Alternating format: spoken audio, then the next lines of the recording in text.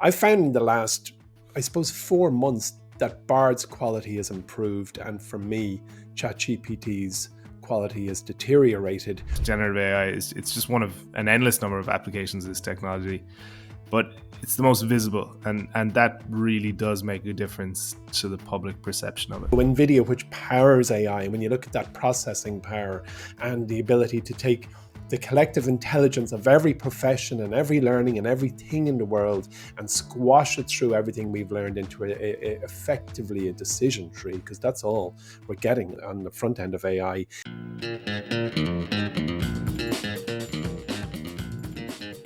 Hi there, and welcome to Stock Club, a podcast brought to you by MyWallSt. I'm Mike, and joining me in today's show is MyWallSt's chief investor, Emmet Savage. Today's podcast is brought to you by Vodafone Business. I know if you're like us here in MyWallSt, you know that running a business is hard. There are countless things to think about, and many often simply get ignored or completely forgotten about. Well, that's where Vodafone Business can help. They've crafted a suite of tools and supports to boost your business operations, and the best part is it's free for everyone. From cybersecurity to harnessing the power of AI, building a website and improving how your teams work remotely, Vodafone Business will help you to address the often overlooked but crucial elements for your business's success. To get started today, check out their one-to-one VHub digital support and advice service. You'll find everything you need right there. Find the links in our show notes or simply Google Vodafone VHub for more details. Now, let's dive into today's episode. Hello, everyone, and welcome to Stock Club, a podcast brought to you by MyWallSt. I'm joined by my friend and co-host, Mike O'Mahony, who's in Galway, whereas I am in Dublin, Ireland. Mike, have you all your Christmas shopping done? I do. I was very organized this year, actually. I'm also loving your intro.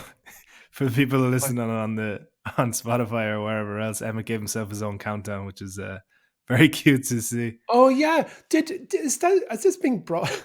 Is this going live? You're right. I gave myself a 3, 2, 1. That's right. I think if it's on pointed YouTube, at myself. If it's on YouTube, we'll cut out that bit, I think. I've seen too many movies and too many of those clapboards where I'm like, okay, I have to count myself in, because usually you open the podcast, so I couldn't remember what you do. I just talk when I'm spoken to. I think I should be more organized. I think that's what I need to do from now on. But to your question, I've done all the Christmas shopping. There's no what mad percentage dash was done on online? Christmas Eve. What was percentage? Ooh, a fairly high amount. I would say 75%. I did it all around. I did it all around Black Monday or Black Friday, Black Friday, Cyber Monday that weekend. Yeah. I'd say I'm near 90% was done online. It's just, all our habits were changed over the last few years, and it's just so handy. But anyway, it's too easy. Yeah. It's too easy. It's just too easy. Anyway, look, Mike, I thought it'd be interesting for us to pick our two biggest stories of 2023 and have a chat. So I'm going to start with you. From all the stories that 2023 presented us with, what is one that really caught your attention and why? Yeah, it's hard to really call AI a story in itself, but it's probably the most pervasive theme, I think, running throughout the whole year in investing circles, but also just in the general zeitgeist as well. ChatGPT kind of being this introduction to the masses of, I suppose, the potential of this technology. Is that a fair way to say it?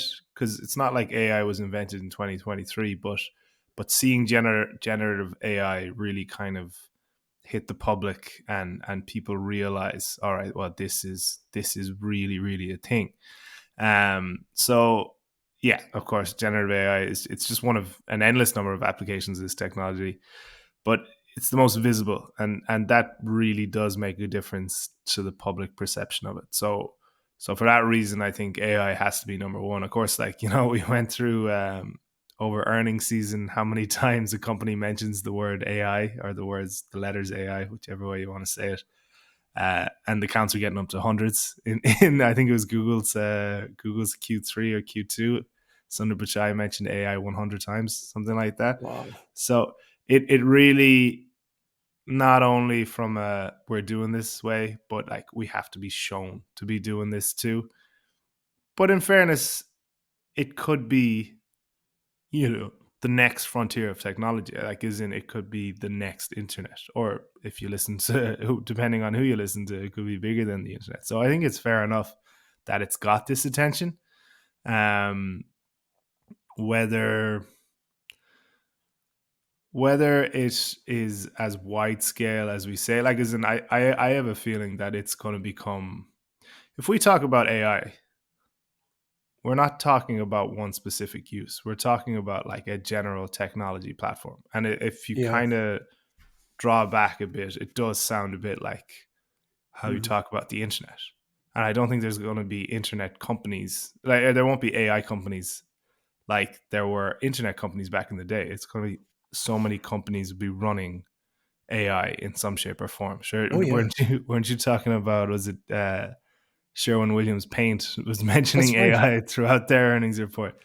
Unbelievable. But let me bring it back to a use case of one, which is you. And just as I asked you what percentage of your Christmas shopping was done online, how much of your internet search has moved from Google to one of the two big ones, ChatGPT or Bard? What percentage do you think has kind of shifted from one place to the other? Oh, like zero, Hmm. 1%. I don't really use it for search. I wouldn't ask it questions. And maybe that's me being a bit of a luddite, but it really I don't think that's the application for it in my eyes just yet. Hmm. I think it could be. I think it could be a lot more developed, but in my eyes, it's kind of going for more complex answers and like direct applications to my work and stuff. And I think that's where it'll really show up. But Hmm. what about yourself? Where do you fall in that mark?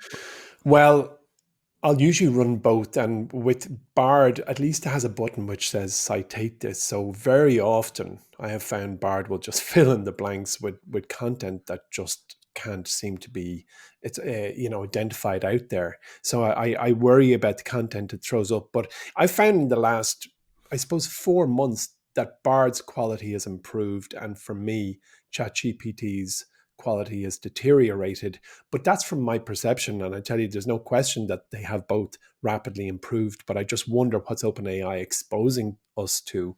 And last night I was speaking with a former Bloomberg host who we're going to interview for Stock Club called Betty Liu. And Betty is an unbelievable individual. She used to be the chairperson of the New York Stock Exchange, and she raised a SPAC, and she was Bloomberg's top anchor for about 20 years. And we were talking about MyWallSt and specifically about Nexus, the product we launched there about 2 months ago.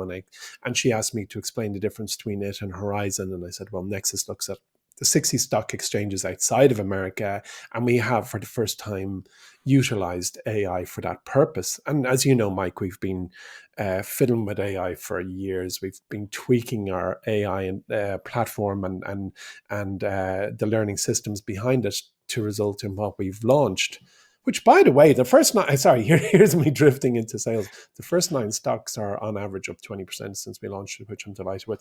But anyway, putting that aside, the point I made to Betty was that you have to expose your business to AI. You must bring it in house. You must explore it. You must understand how is it going to augment your life. I mean, I can't think of a single profession, with the exception of tacit professions like maybe plastering a wall or painting a house or being an artist or a barber, but any information-led business, from surgery through to being a lawyer, being to a stock analyst, AI is going to move into that space and aid you or disrupt you. And it's just that is just inevitable. And anyone who's explored AI, I think, has felt that, has seen it, and it really is on everybody just to go with it. But I don't Yeah. know. I was talking to somebody who has signed up for a course in AI, in a proper university course, and a mature student who wants to learn about AI. And for me, I don't think that that's something necessary, because a bit like the internet, quote unquote, it just surrounds you. It just Yeah. moves you forward. And I think that's what's going to happen with AI. I think that's the comparison that fits most in my eyes. It's so nascent so far, but Yeah. it will be the equivalent of, well, sure, everyone is on the internet. They use the internet in some Mm. way. And some companies on a smaller scale will get a big advantage from using it well and using it early.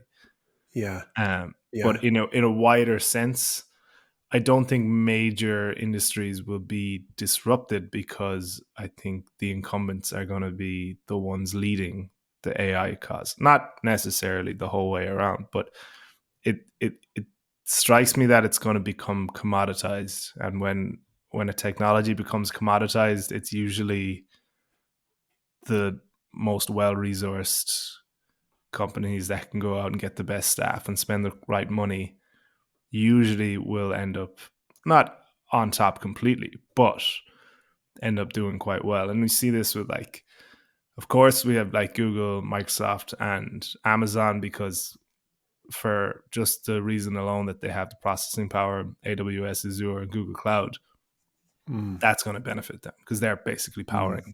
they're powering the Yeah. internet with those three things. And Yeah. then something like Adobe is a good example. For when we saw initially what DALL-E could do, which was the AI generated images, the first one to come out. I know there's a few now. That kind of spooked everyone, and everyone was like, "Oh, is this the end of Adobe? Do we not need Photoshop?" And then we saw Adobe's version of generative AI, and was it generative fill? Is that how it's called, Oh, or I'm not autofill? familiar. I haven't heard of this. Tell me. But it's basically like you can just tell Adobe to do whatever you want to an image, and because Adobe has that reach and that scale, and everyone already uses Photoshop, it's like, oh, well, this is a good example of how I see AI rolling out amongst the technologies we already have, and it just Mm. becomes a reach thing then. And that's why I don't. I know you can kind of you've said it a few times that maybe Google might be in danger with Bing and all the rest. I Mm. don't think it's going to be as much of a battlefield as people think. Which Um, platform do you knowingly use the most for AI output? yeah, I'll put ChatGPT. And do Yeah, you use Bard at all? no, I actually haven't used Bard yet. There's a nice add-on on Chrome called Bearly, and its icon is a little bear. And when you hit the bear, it summarizes a web page for you, either in bullet points or a paragraph Yeah, or two, which I think is quite handy. And there's all these kind of extensions that I have used, but at the end, I don't trust any of it. I end up yeah, that's the thing. Like, it's fine and it's lovely. And if you need words to say, wasn't there a landmark case in America legally? Now I'm going to go down a cul-de-sac here, but basically there was some landmark case where the legal team put forward all these arguments yeah, in defense of somebody, and they were all completely made up by the ChatGPT was generative AI. ChatGPT was making up cases. Yeah, I think that's one of the Yeah. big follies. Was it MIT Technology Review just reported the kind of four big things happening in AI, and they're talking about the large language models, and it's like one of the follies of large language models is they usually just make stuff up to sound good, Yeah. which Oh, totally. which Ipsum people lorem probably or don't whatever it's called, the realize. modern ipsum lorem. Yeah, Yeah, totally. You have to be um, so careful. I yeah. was at a But I did. wedding in the summer. Sorry, Mike. By I was at a wedding during the summer in Granada in Spain, and the hosts, who are good friends of mine, are Spanish, and they wrote the most beautiful card for every single guest, handwritten, and was so eloquent. And I looked at it and went, I think ChatGPT did this. It's got a few adjectives that it kind of loves, like over the top adjectives that you just can spot after a while, and you're like, no, yeah. like it supercharges the language a little too much. Hey, but look, they did far better in English than I would in Spanish, so that's not to judge my dear friend Iago. But But anyway, so AI, no, where are we headed, Mike? yeah, that's a good question. And before we get into that, I just want to show, I suppose, the effect it's had on the market, basically. So I wrote up a list of, let's say, most AI exposed stocks, because Nasdaq's up more than 50% this year to date, which is nuts. Mm. And I know AI isn't completely behind that. I'd say what's just as much behind that is the Nasdaq fell 30 something percent last year. And there's that whipsaw action. But Yeah. here is a list of, we'll say, AI uh, adjacent stocks and their performance year to date. So Okay. Interesting. this is accurate up to Tuesday evening. Hmm. So Palantir, this is actually a stock I Okay. recommended at Horizon Live in 2022. It's up Well done. 180% year to date. Still don't know what they do, but they were at the time the number Yeah. one seller of Security. They do security AI for the enterprise government. software for the government. Yeah. Yeah. Microsoft is up 55%, Google's up 54%. Now, their numbers aren't that impressive unless you take into account that it's about $2.5 trillion worth of market cap created. Tesla is up 138%. C3 AI, the company with the coveted AI ticker, is up 190%. Samsara, another coveted ticker, IoT, that's up 186%. UiPath, 110%. Nvidia, of course, up 243%. That's a $1.1 trillion company. That's more than tripled in the space of 11 months. AMD, Advanced Micro Devices, is up 118%. Symbotic, this robotics company, up 364% so far this year. CrowdStrike up 150%, and Upstart is up 259%. So taking all that into account and looking at where the NASDAQ is and looking at where some companies are, and also taking into account how bad 2022 was for tech companies as well, do you get sniffs for someone who's invested through the dot-com bubble? Do you get a certain comparison here, or do you think it's anywhere close? I think it's less of a phony than SPACs. Although when we were in the SPAC blizzard, I was aware there was something funny going on, but I wasn't so aware that I completely avoided it. Unfortunately, I think you're right. There is definitely a buzzword tailwind going on with some of those businesses you mentioned, but there's something very, very real going on. Certainly, when you talk about Williams Soma, is it Soma? I always get tongue tied with Williams. Is Williams Is this Soma the the paint paint company? Yeah, Williams Oh, I Soma. don't know. I thought it was Sherwin Williams, but I don't know. Sherwin Williams. Oh yeah. Sherwin Williams. Yeah, sorry, Sherwin Williams. Like you got to go. Well, I don't know. Come on, give me a break. But certainly for the companies you mentioned there, the way they go about managing massive data sets has completely changed. I mean, even with our tiny sample, where we took hedge fund data from, as I mentioned, with Nexus 60 stock exchanges and sent it in to a cloud server array, which was non-NVIDIA, and it spent days crunching away at data. We sent it into a NVIDIA chipset, and while the finger was coming off the mouse, the results were back. Like, so really, it's real. Like, so NVIDIA, which powers AI, when you look at that processing power and the ability to take the collective intelligence of every profession and every learning and everything in the world and squash it through everything we've learned into effectively a decision tree, because that's all we're getting on the outside, on the backside, on the front end of AI. It's very real. And whether we're talking about Upstart or Microsoft or any of the software powered businesses, I think it's real. It's just, how do we value it? Like, is it just the next wave of change? Like, when you think about innovation, one of the great examples of innovation when you study it in college is, or strategy, I should say, is the television is used as an example of how there's waves of innovation. So the sales cycle for big black and white cathode ray tubes went up, and then it plateaued, and the next wave of innovation came out, which was colored cathode ray tubes, and then it kind of had a little growth curve on top of the last one. And then on top of that, then there was the first, set of flat screen TVs, which were pretty awful, but then that was the next wave, and continuous waves of innovation arrive on the last platform, right through to now, where TVs are as big as you want, as flat as you want, as long life as you wish, etc. When you think about internet technologies, the same has happened. And the buzzword a couple of years ago was Web 2.0. That's gone. Then came I suppose, the disruptive currencies and platforms came on top of that. Web 3.0, so whether it was NFTs and Ethereum and all the currencies built on that, and now we're looking at the next wave. And these are all just iterative waves on a platform, which is all machines can speak to each other. Processors get better, we share knowledge, and the output is something better than a single person or a group of people could actually achieve themselves. I read a book last summer, oh no, maybe 2 or 3 summers ago. Time just goes so quickly. It was Tom Brown, the author of Da Vinci Code. It was pretty good. It was grand. It was a holiday read, so I wasn't really looking for much stimulation. The crux of the book, it has the same kind of theme and pace as the Da Vinci Code.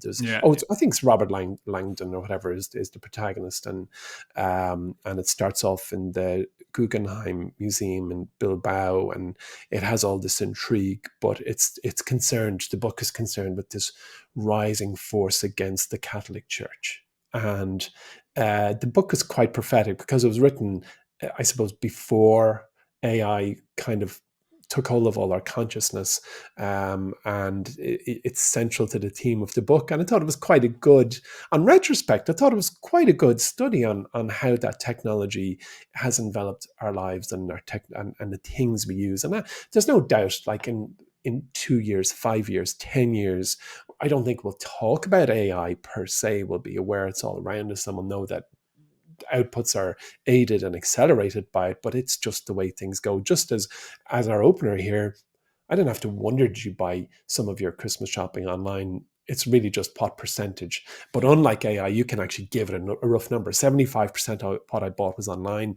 Whereas I think in 5 years, we won't be entirely sure what percentage of the info we get is basically AI aided. But the answer is going to be a lot of it will be. Yeah, absolutely. Okay, that was AI. So what's your top story of the year, Emmet? Yeah, well, as we all know, Mike, obesity treatment took a giant leap forward in the year, thanks to a drug that, until it arrived, was akin to science fiction. So semaglutide, which is better known as Ozempic and Rybelsus and Wegovy and all these other brand names, has basically reshaped an approach to managing a very complex condition, because obesity is way more complex than I think most people give it credit for. And I can't recall such, I suppose, excitement about the arrival of a drug since Pfizer lost Viagra, because in our launch Viagra, because in both cases, the treatments offer hope to billions of people, hundreds of millions of people. And these are like breakthrough drugs that as soon as they're launched, there's a cohort of people go, I need that. And for people who are obese, weight loss means a decrease in the risk of cancer, heart disease, psychological stigma. I suppose their sleep is improved, life expectancy is elongated. So it really is a miracle drug. And until semaglutide's arrival, long-term weight reduction was only possible for the minority, because the body's tendency, as I think everybody knows, is to put weight back on once it's lost. And what's a real kind of bitch is that when people intentionally lose weight, the body slows down the metabolism. It releases these chemical transmitters that increase your appetite and decrease your sense of fullness. And basically, it causes people to regain weight. So these drugs came along this year. I mean, they didn't exist in my peripheral vision. I didn't know that this family of drugs, or this single drug, I suppose, spun off in various different directions, was there. It was just, I think it was initially developed for something else. Diabetes, of Diabetes, course. yeah. Yeah, exactly. And then suddenly all of the patients on it were suddenly losing loads of weight. So these people, this drug not only helps people lose weight and not regain it, but it really has a profound effect. And wait till you hear this. Before Ozempic and all the other ones that are out there, if you are a person who weighs 200 pounds, which I'd hazard you and I, Mike, have touched or have exceeded that weight. I was about to Okay. say that'd be me on a diet, but go on. I'm telling you, like, we're two big guys. I would classify as neither of us as obese, although I wouldn't be surprised if we walked into a GP and he said, here, stand on that. And then he goes, hey, guess what? You're obese. I've been in a position where I'm looking at my doctor going, what are you talking about? My waist is 36 inches or 34 inches, whatever. And he's like, no, sorry, you're obese. But anyway, for people who weigh 200 pounds, the chances of losing 40 pounds, which is 20% of your weight, and not gaining it back is between 5 and 10%. It's really, really low. So these drugs work by activating GLP-1 or GIP receptors in the body, which decrease appetite, increase fat burning, promote weight loss, and increase inflammation and blood clotting. It really sounds like a panacea. But wait, Mike, there's more. But wait, there's more, as they say. Data from the so-called SELECT trial, which is this academic trial that happened in America, which was a study of 17,000 patients with obesity and known cardiovascular disease, found a strong correlation between the use of semaglutide for obesity treatment and a 20% reduction in major adverse cardiovascular events, especially with those with a history of cardiovascular disease. So there was this semaglutide trial showing the improvements in heart failure outcomes, as well as chronic kidney disease, which once again highlighted that obesity treatment is not just about loss of weight, but it's about the entire improvement of your life. And I was talking to somebody, a friend of mine, a couple of maybe about 3 months ago, who I would describe as a little heavier than average, and I think they go harder on themselves. And he was saying to me that he really needed this drug, and he was very open and honest with me. I was quite surprised because, unfortunately, heavy people, overweight people, whatever the correct term is, they feel a social stigma, which is very unfortunate because not alone is kind of all the practical things of life a little more difficult, maybe airplane seats or finding clothes that fit well, but you're walking around with this, I suppose, inferiority complex, and that's just awful. I think that's just terrible stuff. So it is a disease, it's misunderstood. And here's an angle I was particularly interested in during the year, Mike. This year also marked a shift away from using BMI as a primary metric for weight loss target. And what's quite interesting is that BMI was never created. It was never invented for physicians and GPs to say you're overweight or you're obese or you're morbidly obese or whatever all those categories.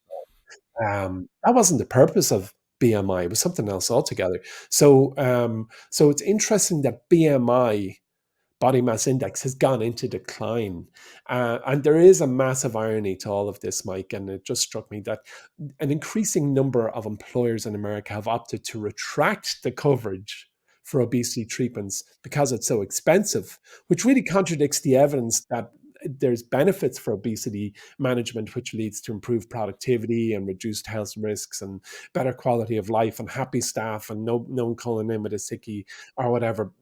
So I think there's an irony that suddenly this drug has made the working population more fit for work, but the employers are not happy or are unwilling to pay for the drug because it's a pretty expensive thing.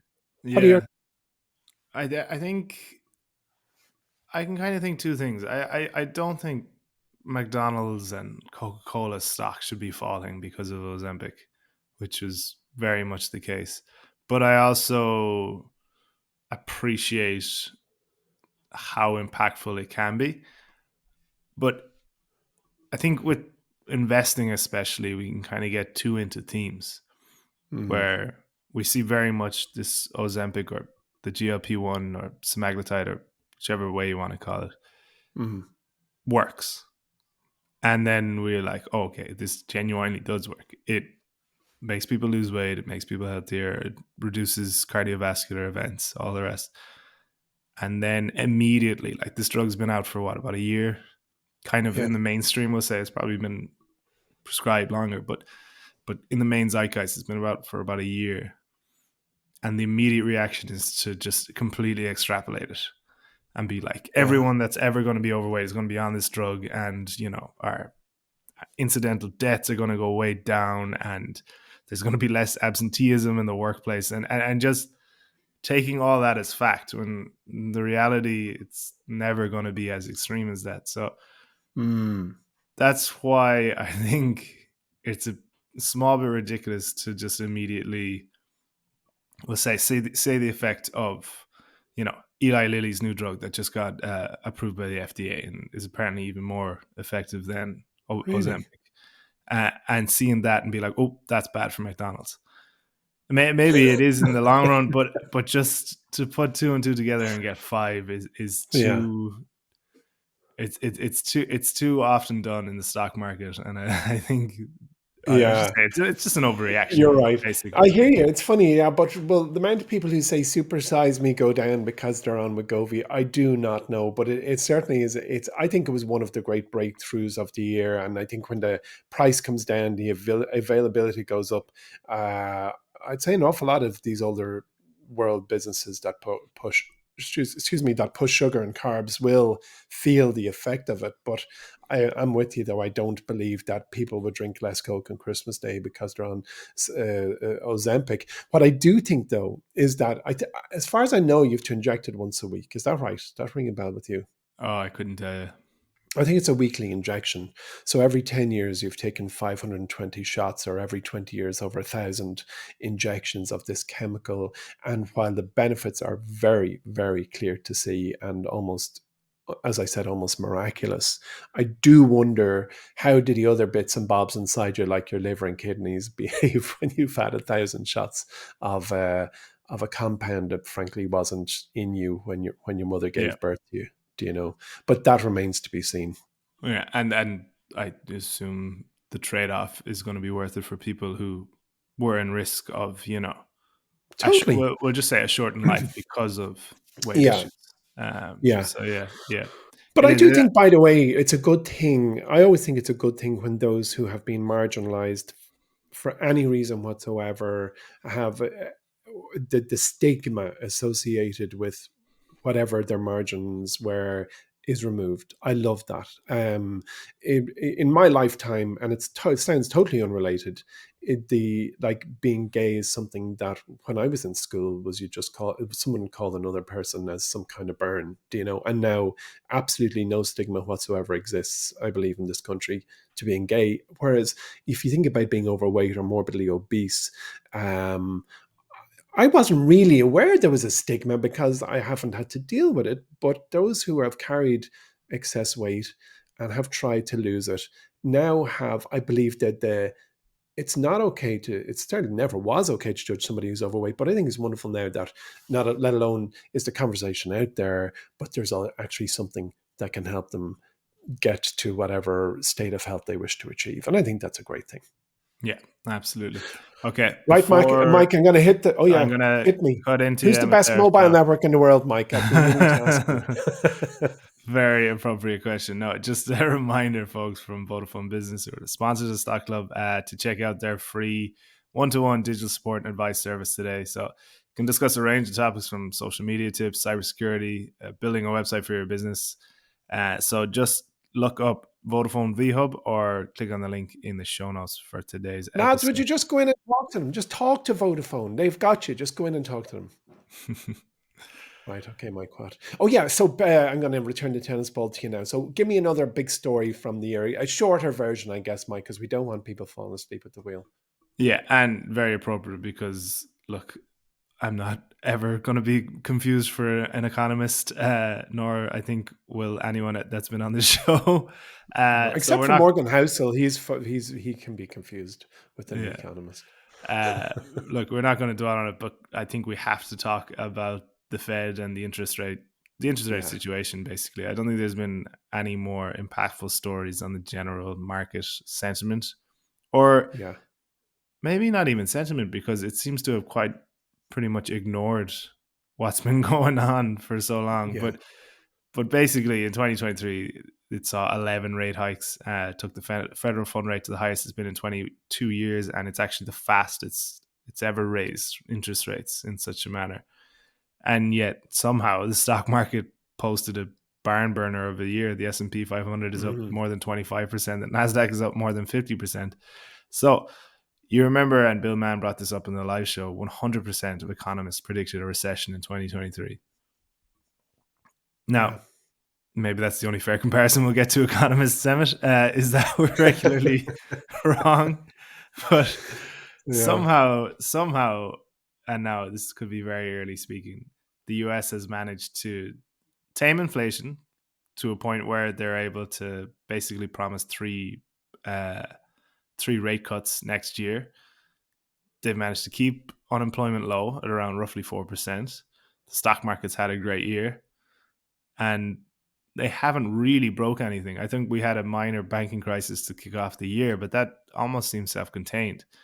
So we have to mention the Fed here because it's such an enduring story. And we've seen, I think, the effect that central banks can have on the stock market. A lot of people have said Yeah. they're the only influential part of the stock market, and that, like, all of 2020 and 2021 was just an effect of a zero interest rate environment, which also there's definitely evidence to suggest that. I think there's more to it than that. But would we have had crypto if interest rates were at 3%? Maybe, Yeah. but not to the extreme level I think we did. Now there Mm. are after effects. Mortgage rates are out of control, and the housing market's kind of never been more unaffordable. But a record number of homeowners own their homes outright right now, and the majority of mortgage owners have locked in a long-term fixed rate that's well below the current mortgage rate. So if we look at housing, we're not going to see any sort of similar downturn to the great financial crisis where it kind of goes tits up very fast, because Americans are quite protected. And in terms of savings compared to credit card debt as well, it's also at its lowest in about 20 years or something like that too. Mm. So, Oh, really? so I didn't know that. That's good. yeah. So people get excited because credit card debt went over a trillion for the first time, but in relation to savings, it's actually in a very good spot. So Mm. I can't, speak too much on the economy because honestly, I don't have the expertise there. But to look at what happened in 2023 and to think of where we were at the end of 2022, it's in a pretty good spot. You know what I mean? Yeah, yeah, it is. Yeah, the interest rates is if it's interesting because I've always just observed it. It just exists. Interest rates just happen, and it sounds. I've been so reductive; it's almost at the point where I ignore it. But not because I don't acknowledge the importance of interest rates. But it feels like as a stock investor, we pick boats. Each stock we buy is like a boat. Interest rates are the tide. And the tide rises and falls. And as you go through a stock investing life over a multiple year, multiple decade journey, it is cyclical. It is the lever, the most effective lever that the Fed has to control their economy. So we find and buy great businesses fully in the knowledge that interest rates will go up a bit, they'll go down a bit, they'll go up a bit, and we just have to we are passengers because I totally agree with you. It's a very complex science. Economics is something you can study for the rest of your life and still get it wrong when you're making a prediction. But the best that I can do is acknowledge that I can't outthink. I'm a passenger in the economics information journey. I speak to Morgan Housel and I feel donkey's ears growing out of the side of my head because he is so smart on the subject and I can barely formulate a But question to put to him.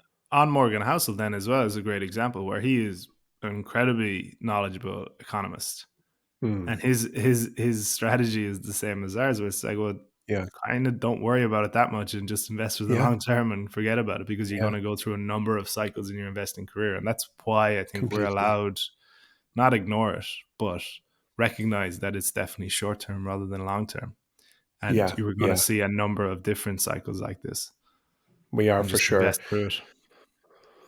Okay, amen. So how about I just finish then? You've done two, and I've done one. So how's about I just hit you with a second big story from the year, and it's the unmissable Magnificent Seven, which you touched upon earlier on, a few of them anyway, and you were talking about AI.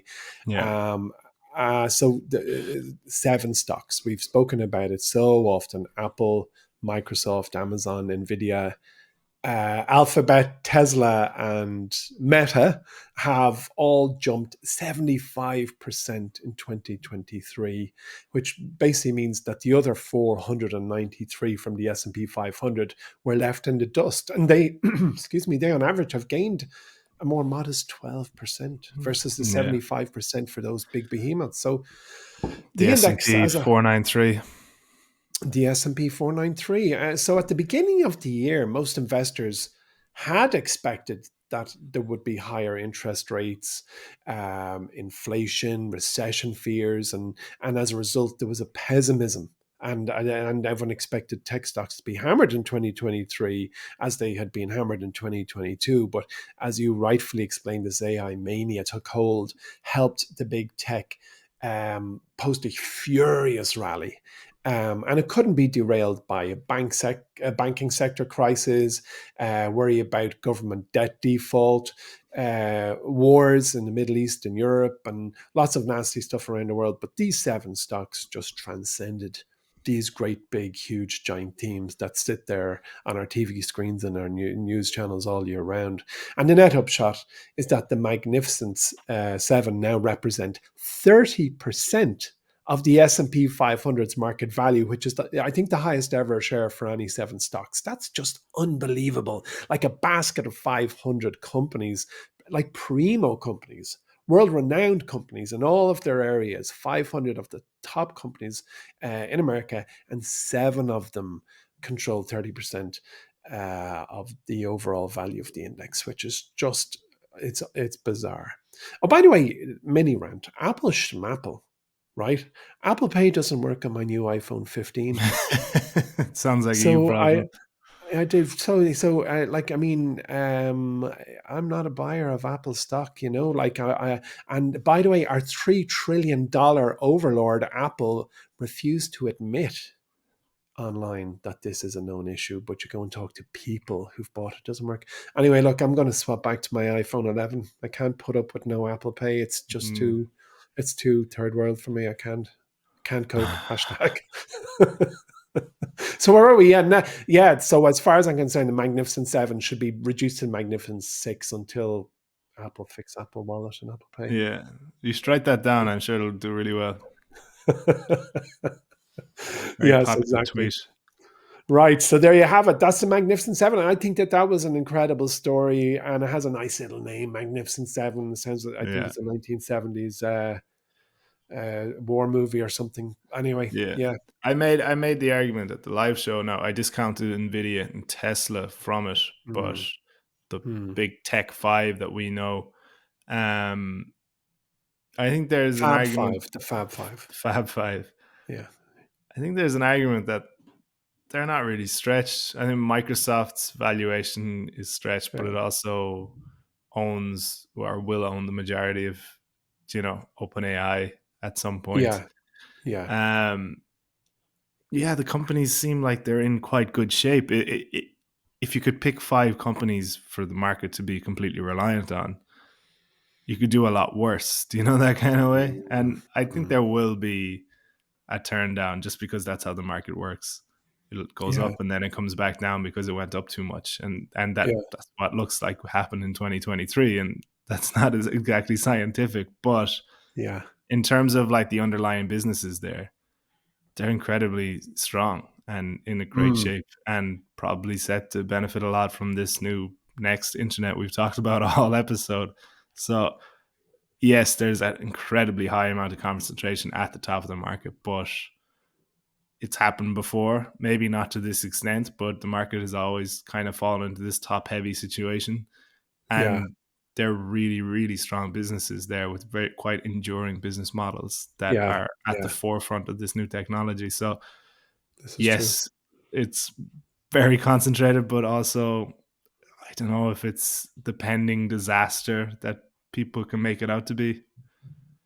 Bringing back your interest rate point, when interest rates come down, smaller businesses have access to capital that's cheaper. They can borrow money from their bank to do the stuff they do faster, better, new markets, new products, etc. And what I think will happen is that a lot of the money that's assigned to the Magnificent 7 will move into the 493. Yeah. The S&P 493. So some of the love will go back down into the long tail of the bell curve. But 2024 will tell. Yeah, absolutely. All right. Before we finish up, I just want to give one last shout out to Vodafone. So, if you're a business owner in need of a leg up when it comes to your digital transformation, just get yourself over to Vodafone V Hub and book your appointment today. Find the link in the show notes or just Google Vodafone V Hub. Emmet, that was a fun show. Thank you for joining me. Thank you, Mike. Remember, if you have any questions you'd like answered or elevator pitches you'd like to tackle, make sure to get in touch. You can find us on Twitter at MyWallSt, on TikTok at MyWallSt, or simply just email us at pod@mywallstreet.com. If you're enjoying the show, make sure to tell your friends about us and leave us a review on whatever podcast platform you listen to us on. Thanks for joining us, and we'll talk to you next week.